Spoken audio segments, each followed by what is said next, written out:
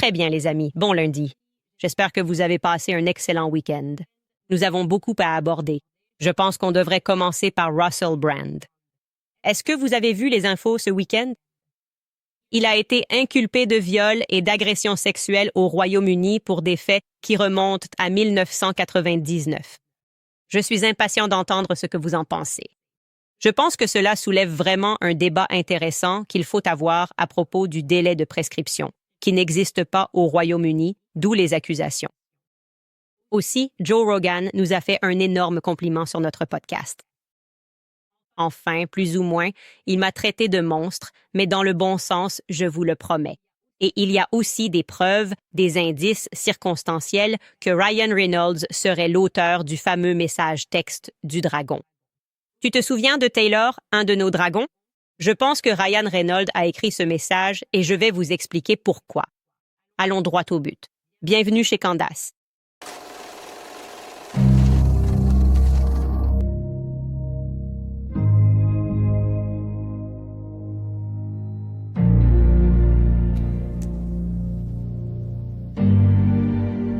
Alors, par où devrions-nous commencer? Laissez-moi vous emmener en 1999, d'accord? Montez tous dans la machine à remonter le temps. J'avais 10 ans. La chanson numéro 1 aux États-Unis était No Scrub de TLC. Écoutez un peu.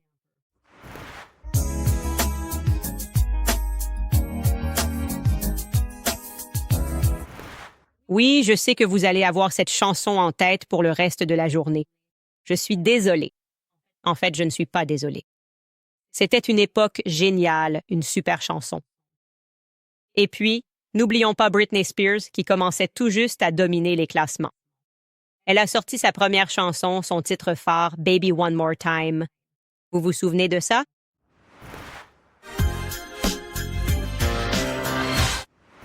Ça me rend vraiment triste, en fait. Elle a l'air si jeune, si innocente. Tant de choses ont changé, mon Dieu, en seulement 25 ans. Britney Spears, il doit être de l'équipe Christina ou de l'équipe Britney. Christina a également sorti cette année-là sa première chanson, Genie in a Bottle. De plus, le film numéro 1, ou plutôt le film qui venait de sortir, ou plutôt qui n'était pas encore numéro 1, était Matrix, dans lequel j'ai l'impression que nous vivons peut-être en ce moment. Mais souvenez-vous de ceci. Tu prends la pilule bleue, l'histoire s'arrête là. Tu te réveilles dans ton lit et tu crois. Tout ce que tu veux croire. Tu prends la pilule rouge, tu restes au pays des merveilles. Et je vais vous montrer jusqu'où va le terrier du lapin. Parfois, je me dis que j'aurais dû prendre la pilule bleue. Ma vie aurait été plus simple. J'aurais dû prendre la pilule bleue, mais j'ai un peu reniflé la pilule rouge. Et nous voilà. En matière de technologie, Internet était relativement nouveau.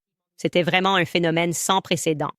On utilisait des modems haut débit et câbles pour des connexions rapides. On se souvient tous du bruit. Désolé. Ce n'était peut-être pas le meilleur effet sonore, mais vous voyez ce que je veux dire. Quand on essayait de se connecter en composant le numéro, c'était vraiment le tout début d'Internet qui devenait accessible à tous. Et n'oublions pas non plus qu'en 1999, on se préparait pour l'an 2000, l'apocalypse. Tout le monde était terrifié. J'avais 10 ans et je me souviens d'avoir entendu tellement de discussions sur la fin possible du monde. Et pour un enfant de 10 ans, c'est assez effrayant. Donc j'étais terrifiée. Je me souviens juste d'avoir ressenti beaucoup de peur. Pour une raison ou une autre, on pensait qu'on était comme Cendrillon à minuit le soir du Nouvel An. On pensait tous qu'on allait simplement disparaître. Pouf! Sur le plan politique, Bill Clinton venait tout juste d'être acquitté lors de son procès en destitution pour son affaire avec Monica Lewinsky. Et le tout premier téléphone avec appareil photo, à ne pas confondre avec un téléphone à clapet ou un iPhone, mais le tout premier téléphone avec appareil photo a été lancé au Japon. Et voici à quoi il ressemblait. Il s'appelait un téléphone mobile vidéo. Et si vous vous demandez, qu'en est-il des téléphones portables? Non, on n'en était pas encore là.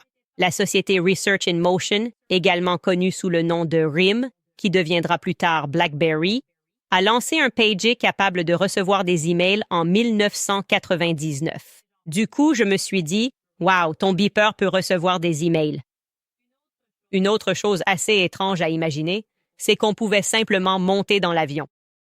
Oui, le 11 septembre n'avait pas encore eu lieu. Donc, vous pourriez juste retrouver vos amis à la porte d'embarquement de l'aéroport. Comme dans les vieux films, on tenait une pancarte. C'était l'époque d'avant les contrôles de sécurité. Maintenant, on est pratiquement fouillé à nu.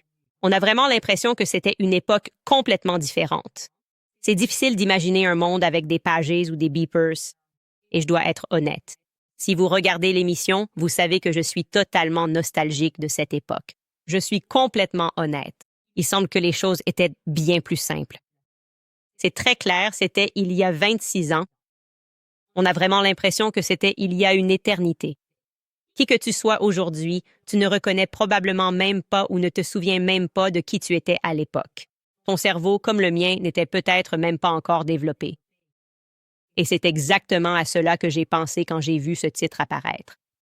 Russell Brand a été inculpé de plusieurs chefs de viol et d'agressions sexuelles au Royaume-Uni pour des faits qui se sont produits en 1999.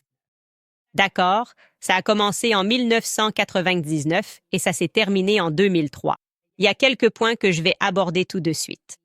Je suis toujours honnête et transparente avec vous concernant les éventuels biais que je peux avoir. Évidemment, j'ai eu le plaisir de faire la connaissance de la version actuelle de Russell Brand, le Russell Brand qui a aujourd'hui 50 ans. Il est maintenant un chrétien baptisé. Vous le savez, il fait partie de l'histoire, une partie folle de l'histoire de Cupidon, sur la façon dont j'ai rencontré mon mari. J'ai fait un podcast avec Russell Brand pendant 3 heures. J'étais en retard pour rencontrer mon mari, en retard pour rencontrer le reste de ma vie, pour ainsi dire. Et il était fantastique. J'ai passé un très bon moment avec lui, et je l'ai revu par la suite. Je l'ai vu grandir spirituellement, le voir passer d'un communiste à la personne qu'il est aujourd'hui. C'est quelqu'un qui prie le rosaire tous les jours, mais nous savons tous que Russell Brand n'a pas toujours été la personne qu'il est aujourd'hui. Comment le savons-nous? Parce que Russell Brand a tout écrit. Il nous a tout raconté. Il a publié une autobiographie en 2007 intitulée My Bookie Wookie. Et dans ce livre, il a détaillé son enfance difficile, son passé, ses addictions à la drogue.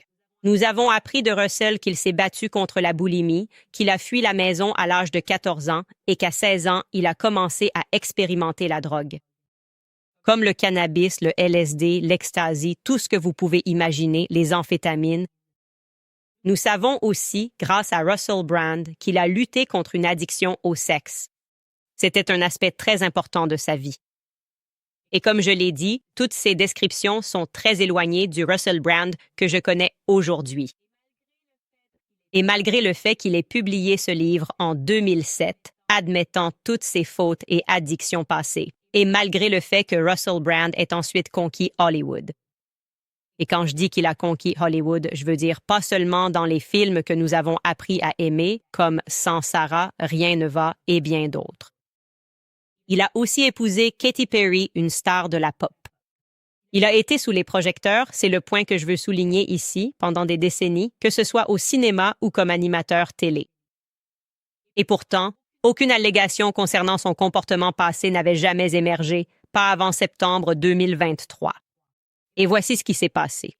Au cas où vous ne vous en souviendriez pas, en septembre 2023, Channel 4, la chaîne britannique, et le Sunday Times. Au Royaume-Uni, une enquête accablante a été publiée contenant les accusations de 4 femmes différentes. Elles ont affirmé avoir été agressées sexuellement ou violées par Russell Brand entre 2006 et 2013. Je tiens à être très clair sur ce point, car cela pourrait vous paraître confus. L'affaire actuelle qui vient de se dérouler au Royaume-Uni ne concerne pas ces femmes qui s'étaient exprimées auprès de Channel 4 et du Sunday Times en 2023. Mais c'est la raison pour laquelle cette affaire existe aujourd'hui.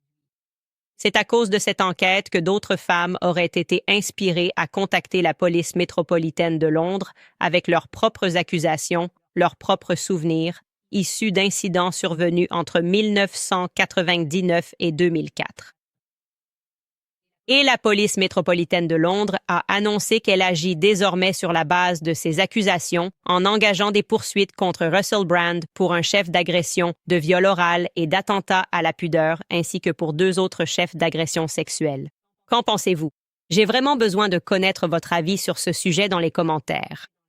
Qu'est-ce que vous ressentez en entendant quelque chose comme ça? Et je sais que les avis sur ce sujet seront très variés et probablement très différents les uns des autres. Écoutons d'abord ce que chacun a à dire.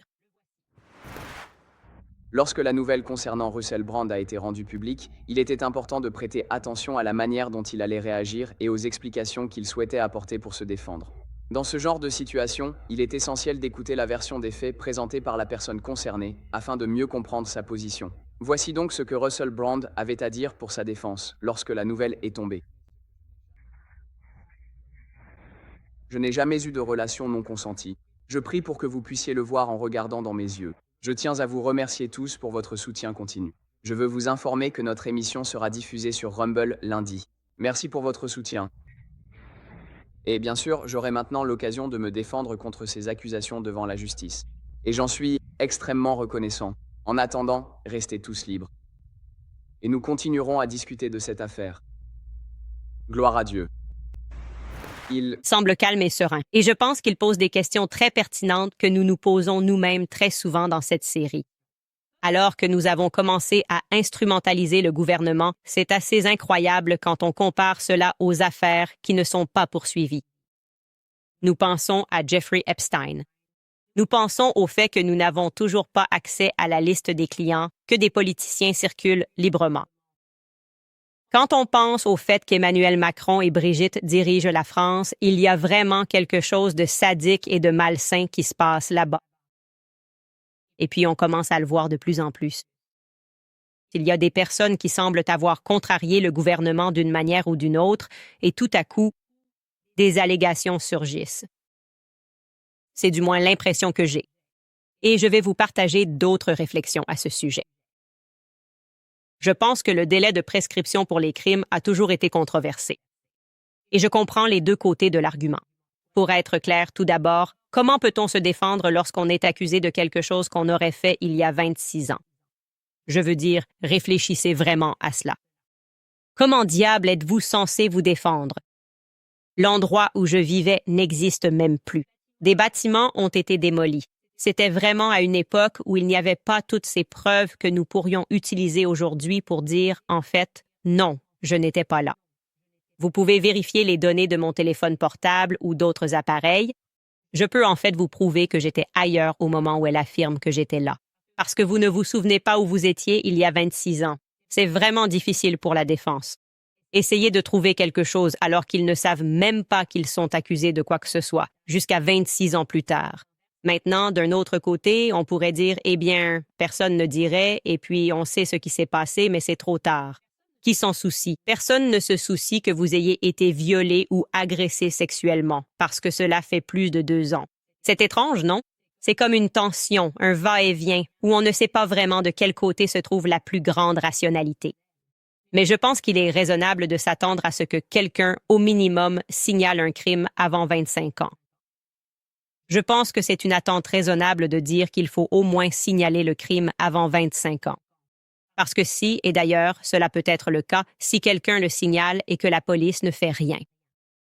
Ou peut-être que si la technologie progresse, vous verrez cela souvent dans des scénarios criminels où ils diront « Eh bien, nous n'avions pas la technologie. Nous avons maintenant la technologie ADN et nous pouvons arrêter cet homme. » 20 ans plus tard, et c'est bien. Et vous applaudissez. Mais si le crime n'a même pas été signalé, je ne sais pas. Je ne sais vraiment pas. Je veux aussi dire que je pense que cela doit être indicible pour la femme de Russell Brand. Je ne peux même pas imaginer, n'est-ce pas? Je suis sur le point de donner naissance à mon 4e enfant. Et je ne peux pas imaginer que dans 20 ans, George et moi recevions un appel de la police de Londres. Et qu'ils disent, vous savez quoi? Nous avons arrêté George pour un crime qu'il a commis il y a 26 ans. Je veux dire, cela changerait complètement votre vie. Il faudrait se battre contre ça. Et en sachant que vos enfants, qu'est-ce qu'ils vont penser de tout ça? Qu'est-ce que les enfants vont penser de leur père? Vous devez simplement aller au tribunal et faire de votre mieux pour essayer de prouver votre innocence, si vous êtes réellement innocent. Pour l'instant, je veux être clair, nous ne connaissons pas les détails de ces cas spécifiques au Royaume-Uni. Nous devrions les découvrir d'ici peu de temps. Les femmes, comme je l'ai dit, ont très bien pu signaler cela en 99. Les articles actuels que je lis ne le laissent pas vraiment penser. Cela ressemble plutôt à une inspiration venue de quelque chose paru dans la presse, puis elles ont décidé de se manifester. Mais il se peut qu'elles l'aient fait, enfin. Gardons l'esprit ouvert. Elles peuvent avoir des preuves concrètes. Elles ont peut-être conservé des preuves concrètes pendant tout ce temps. Peut-être qu'elles avaient un beeper, un email ou un simple échange de courriel entre elles et Russell. Qui sait? On ne peut vraiment pas juger une situation tant qu'on n'a pas plus d'informations. Je pense qu'il vaut la peine, en tant que société, qu'on se demande pourquoi. Il semble que lorsqu'il s'agit de personnes toxicomanes ou qui souffrent de troubles psychiques, ce genre de choses, Hollywood les adore. Il les adore. Il les célèbre. Il célèbre le fait qu'ils sortent titubants des clubs, ivres, comme si c'était cool. Et puis, il semble que régulièrement, quand ces personnes commencent à remettre de l'ordre dans leur vie, Hollywood frappe à leur porte. Vous savez, tout à coup, les gens disent « Oh, cette personne, on dirait qu'elle est redevenue normale. » Laissez-moi vous dire qui est vraiment cette personne. Laissez-moi vous dire qui était cette personne quand elle était toxicomane. Je trouve que cela manque d'authenticité et, encore une fois, il n'y a aucun jugement pour le moment. Nous ne connaissons pas les détails de cette affaire. Nous allons évidemment suivre cette affaire de près, mais je voulais vous informer que cela se passe en ce moment. Et Russell Brand, je le considère comme un ami, donc je couvrirai cette affaire en détail lorsque nous en saurons plus. Très bien, avant de vous donner une petite mise à jour sur Ryan Reynolds, qui pourrait être l'auteur du texte The Dragon, je veux vous rappeler l'existence de Good Ranchers. Parce que je sais que nous passons tellement de temps à chercher la vérité dans les gros titres et à travers des conversations. À quelle fréquence prenons-nous le temps de réfléchir à ce qu'il y a dans notre assiette? En réalité, la plupart des viandes vendues en magasin sont importées, même si l'étiquette indique « produits des États-Unis ». J'ai donc choisi goodranchers.com, car avec Good Ranchers, vous savez ce que vous achetez. Aucun additif caché, pas d'antibiotiques, pas d'hormones, pas d'huile de graines, aucune tromperie sur l'origine. Un seul ingrédient, de la viande, née, élevée et abattue ici, aux États-Unis. Le meilleur, c'est que la viande est incroyable. Ma famille adore leurs nuggets de poulet sans huile de graines et leurs cuisses de poulet. Nous mangeons Good Ranchers presque tous les soirs, avec l'offre Spring into Action. Si vous vous abonnez à une box sur goodrancher.com, vous recevrez du bacon, du bœuf haché, des nuggets de poulet ou du saumon gratuit. Dans chaque box. Pendant 1 an, plus 40 $ de réduction avec mon code Candice. Abonnez-vous à Good Ranchers pour une alimentation fiable, car pour ce qu'il y a dans votre assiette, vous méritez la transparence. Alors, rendez-vous sur goodranchers.com, code promo Candace. Je vous rappelle aussi que c'est la saison des impôts. N'oubliez pas Tax Network USA. L'IRS est en fait la plus grande agence de recouvrement au monde, malheureusement, et avec la date limite du 15 avril qui approche à grands pas, ils sont plus agressifs que jamais. En 2025, l'application des lois s'est intensifiée, et si vous devez des arriérés d'impôts ou si vous n'avez pas déclaré vos revenus, attendre n'est pas une option pour vous. Plus vous attendez, plus la situation va empirer. Ignorer vos problèmes fiscaux est en réalité la pire chose que vous puissiez faire. Prendre les devants dès maintenant est la meilleure décision, mais vous ne devriez jamais contacter l'IRS seul. À la place, laissez les experts de Tax Network USA s'en occuper pour vous. Toutes les sociétés de résolution fiscale ne se valent pas. Tax Network USA dispose d'une ligne directe privilégiée avec l'IRS, ce qui signifie qu'ils savent exactement avec quels agents traiter et lesquels éviter, avec des stratégies éprouvées pour résoudre les problèmes fiscaux en votre faveur, que vous deviez 10 000 $ ou 10 millions de dollars. Les avocats et négociateurs de Tax Network USA ont déjà résolu plus d'1 milliard de dollars de dettes fiscales. Discutez avec l'un de leurs stratèges, car c'est gratuit. Vous pouvez appeler le 1-809-58 000 ou visiter tenusa.com. Baroculaire Candace. Encore une fois, c'est tanusa.com/Candace. Oh, je voulais que tu montres ça. C'est vraiment excitant. Ça a illuminé mon week-end. J'adore évidemment Joe Rogan. C'est le plus grand podcasteur du monde. Et il a récemment reçu Dave Smith. C'est un ami à moi que j'adore aussi. Et Joe Rogan considère clairement l'émission et s'intéresse à notre contenu. Et lui et Dave Smith parlaient de combien mon contenu a changé au cours de l'année écoulée et à quel point il l'apprécie. Et Joe Rogan a dit ceci. Donc, je pense que c'est un peu de l'autocongratulation, mais j'étais très enthousiaste. Et je voulais le partager avec vous, parce que, bien sûr, cette émission n'a du succès que parce que vous la regardez tout le temps. Alors, écoutez ce qu'il avait à dire. L'émission de Candace Owens est sur YouTube. Oui, c'est exact. Et c'est le meilleur score de toutes les émissions sur Infocable. C'est phénoménal. C'est comme s'ils avaient créé un monstre avec ça. Quand ils l'ont renvoyé du Daily Wire, ils ont créé un monstre. Oui, ça c'est sûr. Elle est inarrêtable. Oui. Oh non, non, non, rien ne peut arrêter Candace Owens. Elle aborde tous les sujets tabous que personne ne veut toucher. Elle prépare une présentation de 6 heures. Bridget McCrone est un homme. Je sais, ça dure environ 6 heures. Je ne sais même pas si elle a vraiment raison à ce sujet. Je pense qu'elle... C'est ça, Mais elle a beaucoup de choses à dire là-dessus. frère. Elle serait en train de se faire poursuivre en justice en ce moment. Ce n'est pas comme si on essayait de la soudoyer ou de lui donner de l'argent pour qu'elle se taise. Ouais, il la poursuivrait en justice? Oui, tu as probablement raison à ce sujet. Je ne sais pas s'ils la poursuivent. À voir. Ils ont essayé de déposer quelque chose. Ils l'ont fait. Ils ont probablement déposé des plaintes. Connerie. Je suis sûr qu'elle en a plusieurs à gérer, mais Je suis presque sûr qu'elle a une raison. Je ne sais pas. Je peux me tromper. Je pense qu'elle a raison. Tout ça pue. Et ce qui est bien pire que cette énorme diversion, c'est que le principal opposant de Macron vient d'être condamné à 4 ans de prison et exclu de la vie politique pendant 5 ans. Et le favori, pas seulement le principal opposant, celui qui... gagne, le gagnant. Ouais. C'est fou. C'est ce qu'ils essaient de faire à Trump. Encore plus. Au fait, il ne ment pas. Il se passe tellement de choses en ce moment en France que j'ai dit à mon équipe qu'on allait devoir faire une saison 2 de Becoming Bridget. Les mises à jour que nous avons dans cette affaire, ce qui est sorti depuis, et encore une fois, les choses que les médias traditionnels négligent complètement de couvrir. Quelqu'un d'autre dans la famille Tronio a maintenant été attrapé.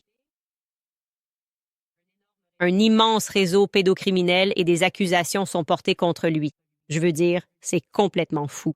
Et que se passe-t-il?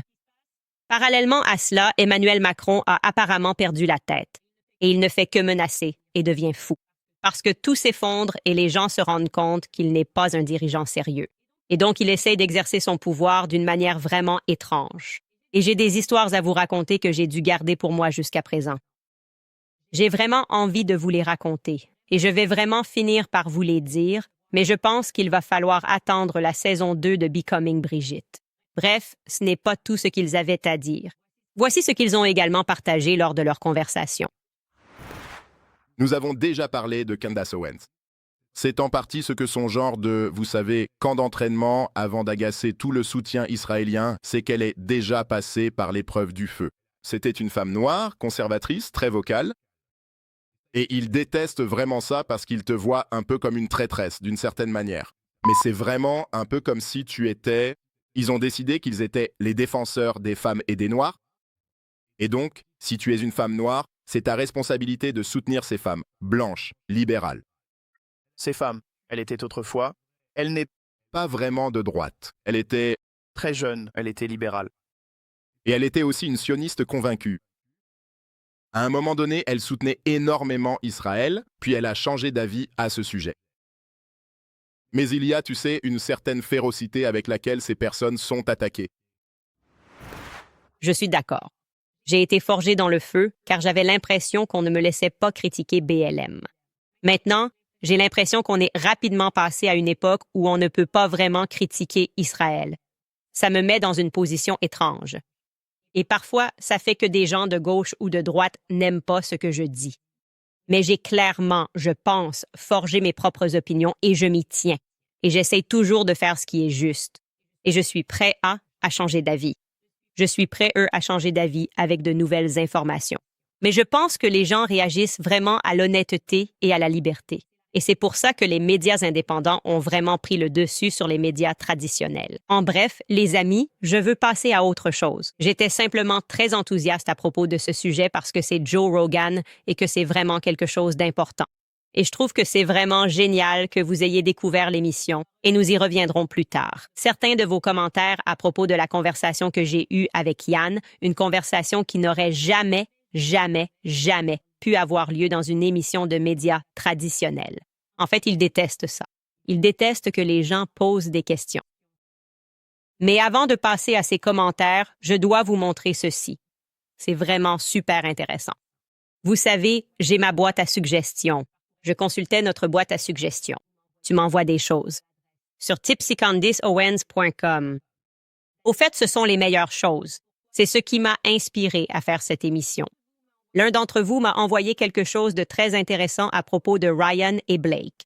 Je dois vous le présenter rapidement. Donc, comme vous le savez, il y a longtemps, quand on commençait tout juste à s'intéresser au procès et à comprendre tous les acteurs, j'avais émis la théorie que une grande partie des emails qui ont été écrits, ainsi que certains des messages textes que nous avons vus tout au long du procès, étaient en réalité rédigés par Ryan Reynolds. Il y avait tout simplement un certain décorum dans certains des messages qu'il, je pense, rédige, qui diffèrent du style des messages que Blake écrit. Je l'ai dit à de nombreuses reprises, je n'essaie pas d'être insultant, juste d'être réaliste. Ryan est malin, Blake, pas vraiment. Et elle est beaucoup plus coquette, et elle donne juste l'impression d'être moins concentrée. Je pense qu'elle croit un peu qu'être mignonne suffit et que quelqu'un d'autre devrait s'occuper des choses à sa place. Et elle est un peu capricieuse. Et Ryan essaye toujours, d'une certaine manière, de manipuler. Et il a ce trait de personnalité où il se voit toujours comme un personnage. Il pense toujours qu'il est un personnage. Mais quelque chose à laquelle je n'avais jamais pensé alors que j'élaborais toutes ces théories, c'était la possibilité que ce soit Ryan Reynolds et non Blake Lively qui ait envoyé le désormais célèbre message texte sur Game of Thrones. Celui où il dit « Voici mes dragons » et Ryan et Taylor sont mes dragons. Jamais. Même en 1 million d'années, je n'aurais pensé qu'il était possible que ce soit Ryan Reynolds qui l'ait écrit, et non Blake. Et maintenant, nous sommes dans ce 1 sur 1 million d'années, parce que je pense vraiment qu'il est tout à fait plausible que ce soit lui qui l'ait écrit. Et je vais vous dire pourquoi. Il y a longtemps, lorsque Blake Lively faisait la promotion de son film The Age of Adeline, elle jouait dans ce film aux côtés d'un acteur qui était dans Game of Thrones. Il s'appelait Michael Houseman. Et donc, pendant qu'elle faisait la promotion de ce film, on lui a posé des questions pour savoir si elle avait déjà vu Game of Thrones. Et pour être clair, c'était bien le cas. Game of Thrones allait tout juste commencer sa 5e saison, donc sa 5e saison, et Blake Lively a avoué qu'elle ne l'avait jamais vu. Elle leur a essentiellement dit, citation, « Mon mari, je suis en train de le balancer et je ne devrais pas. » Mais il est devenu obsédé par Game of Thrones. Elle a plaisanté en disant qu'il faisait tout pour pirater des épisodes pas encore tournés. C'était un point difficile dans notre mariage. Maintenant, on a dépassé ça car une nouvelle saison va sortir. Ensuite, elle a discuté avec ce journaliste de R. Le journaliste de News, la 5e saison a été diffusée en avant-première, donc elle ne l'avait jamais vu. Et puis, j'ai demandé à mes producteurs de passer au crible son fil Twitter. Parce que vous savez, elle et Ryan échangèrent des tweets mignons l'un pour l'autre, et ce, pendant très longtemps. Les gens suivaient ça. Ils étaient tous les deux très actifs sur Twitter, comme on l'appelait à l'époque. Et il n'y a aucune mention de Game of Thrones. Et généralement, si tu étais quelqu'un qui s'y mettait, moi, je m'y suis mis. Tout le monde avait quelque chose à dire sur le final de la saison. Tout le monde avait quelque chose à dire sur, vous savez, Cersei Lannister, ceci ou cela. Rien de la part de Blake Lively. Nulle part ailleurs, elle ne mentionne Game of Thrones ou le fait d'être fan de Game of Thrones. Donc on sait que pendant les 5 premières saisons, elle ne l'a pas regardé. Mais son mari est devenu tellement obsédé qu'il a eu le même genre d'obsession qu'il avait pour Field of Dreams. N'oubliez pas qu'il parle beaucoup de son obsession pour Field of Dreams. Et il en parle dans des interviews à quel point il aime ça. Eh bien, Game of Thrones lui a procuré la même expérience, au point que cela est devenu une partie intégrante de sa personnalité. Et il souhaitait vraiment pouvoir l'utiliser lorsqu'il ferait monter son équipe de football Wrexham en Angleterre lors du mois de décembre de l'année 2023. Prenez un moment pour bien écouter ce qui va être dit. Je veux dire, c'est tellement représentatif de Ryan Reynolds, avec sa personnalité unique et son style si particulier. Il a ça de qualité. J'y pense. Je me dis, évidemment, c'était Ryan. Il devient obsédé. Il devient complètement obsédé et il aime s'imaginer dans la peau de ses personnages. Comme on l'a dit, Deadpool, il ne joue pas Deadpool. Il est Deadpool. Et qu'elle admette qu'il est devenu obsédé par ça, on sait qu'il est contrôlant et obsessionnel et qu'il aime se voir comme ce grand personnage. Il essaie constamment de fuir ce qu'il est vraiment à travers ses personnages. Et je suis sûre qu'il y aurait une évaluation ou un diagnostic psychologique à faire ici. Qu'il y a quelque chose qui nous échappe, que quelqu'un pourrait nous expliquer. Parce que j'ai déjà vu une autre personne comme ça aussi. Ou, par exemple, elle regarde un film et elle dit « c'est moi, c'est vraiment qui je suis ». Et ils veulent incarner ces personnages. Et donc maintenant, tu penses à ce message et tu te souviens d'autre chose. La première fois que Ryan Reynolds a envoyé un message à Justin Baldoni, c'est lui qui a mentionné Taylor Swift, pas Blake Lively. Le tout premier message qu'il n'ait jamais écrit, Justin Baldoni, il a dit ceci. Maintenant, ils ont effacé son nom, mais Taylor ressemble à la même chose. Certaines des plus grandes décisions créatives que j'ai prises sont en fait grâce à Blake. C'est pareil pour Taylor. Le jeu d'acteur n'est qu'une petite partie d'un patchwork créatif vraiment impressionnant.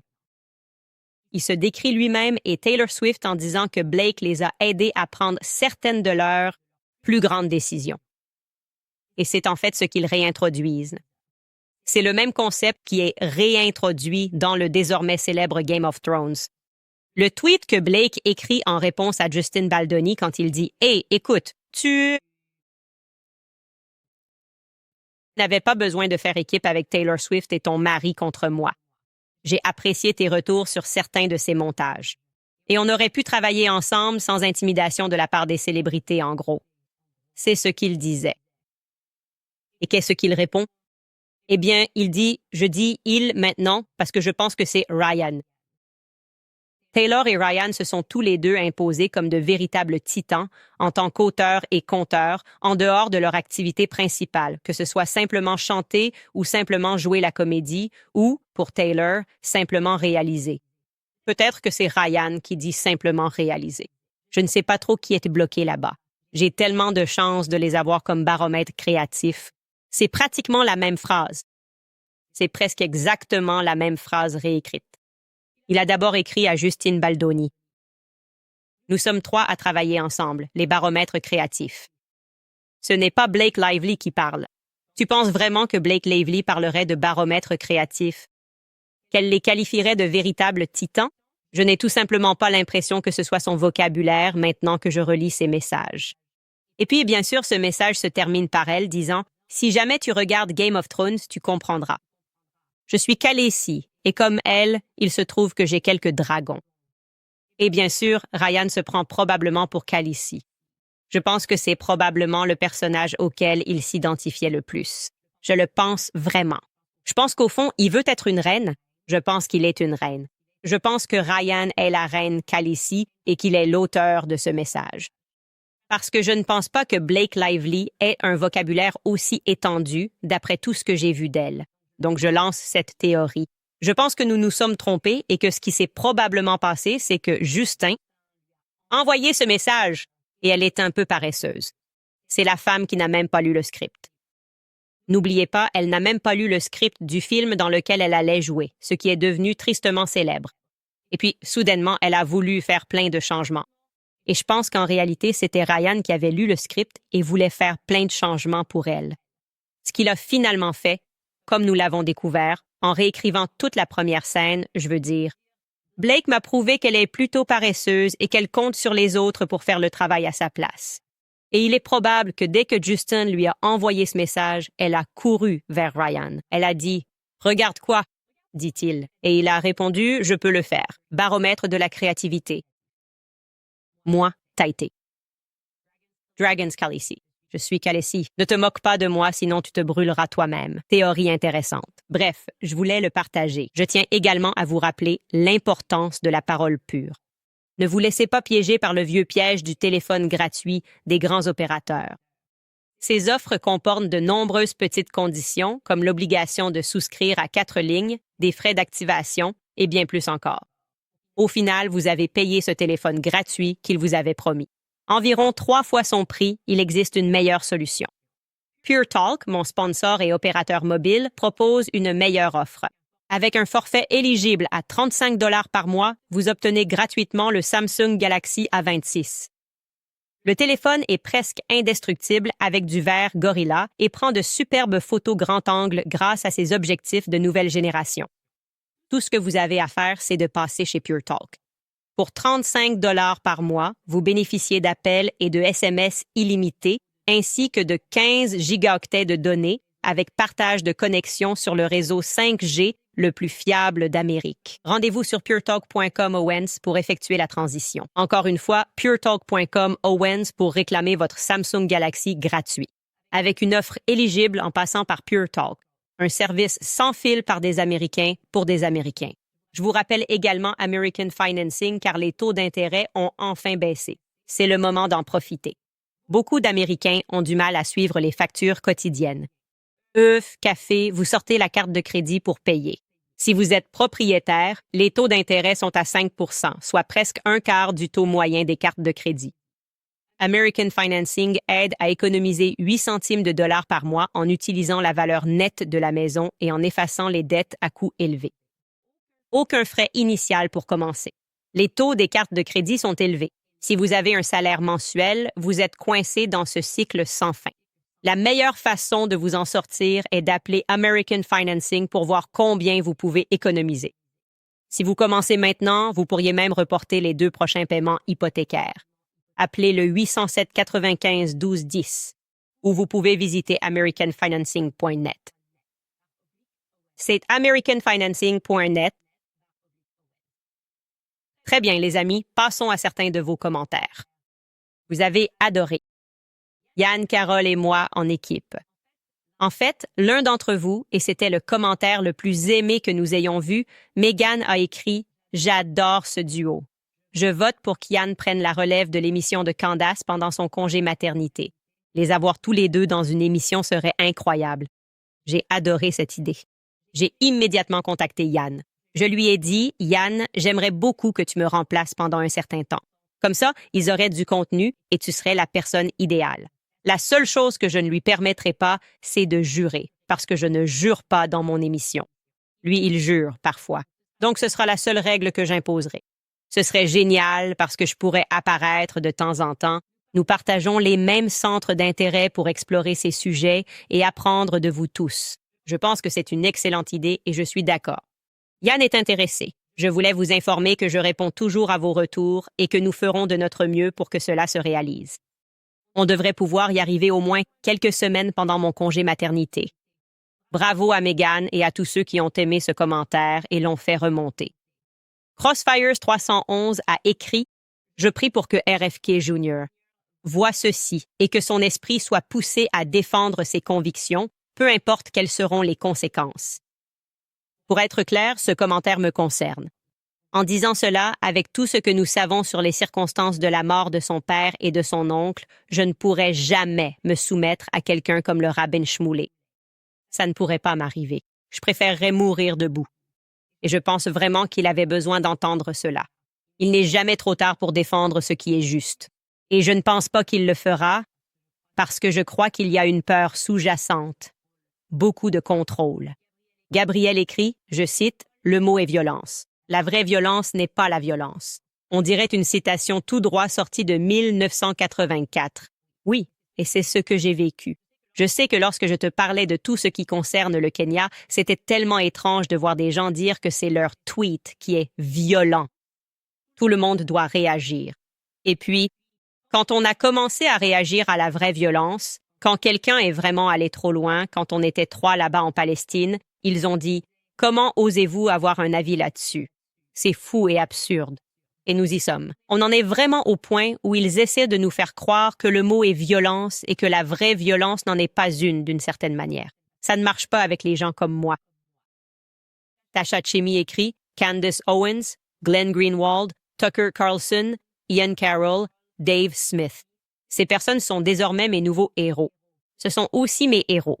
Glenn Greenwald, Tucker Carlson, Ian Carroll, Dave Smith. J'ai vraiment apprécié une grande partie de leur contenu. J'ai beaucoup appris de ces personnes. Glenn Greenwald est justement un tel. C'est un tel professionnel dans tout ce qu'il fait et c'est un journaliste de premier ordre. Tucker Carlson est tout simplement l'une des personnes les plus attachantes qui soit. Il s'intéresse constamment à Ian Carroll, qui est en pleine ascension, évidemment, et nous voyons tout ce qu'il a à offrir.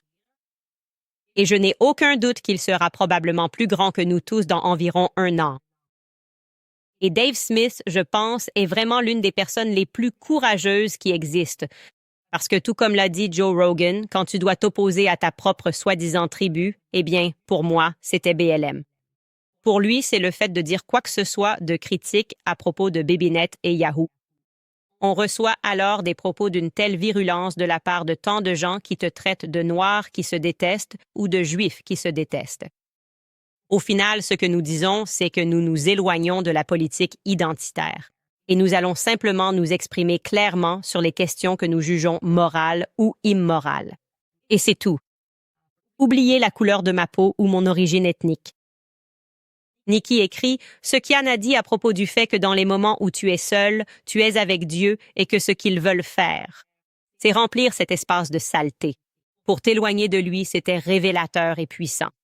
Oui, beaucoup d'entre vous ont vraiment apprécié notre capacité à parler et à aborder la question de la pornographie. C'est un sujet sur lequel j'ai toujours été très passionnée de m'exprimer. En fait, si vous allez sur notre site web candytones.com, j'ai eu une conversation avec Michael Jones qui figure sur la liste de l'ADL, une autre personne qui est littéralement Hitler. Une conversation fantastique sur la pornographie, les origines de la pornographie. Et c'est vrai, c'est une arme de destruction massive. Et on nous dit à l'école que ce n'est pas le cas, ce qui est vraiment fou, qu'il est sain de regarder un peu de porno. Je me souviens très bien avoir appris cela à l'université. J'ai grandi dans le Connecticut.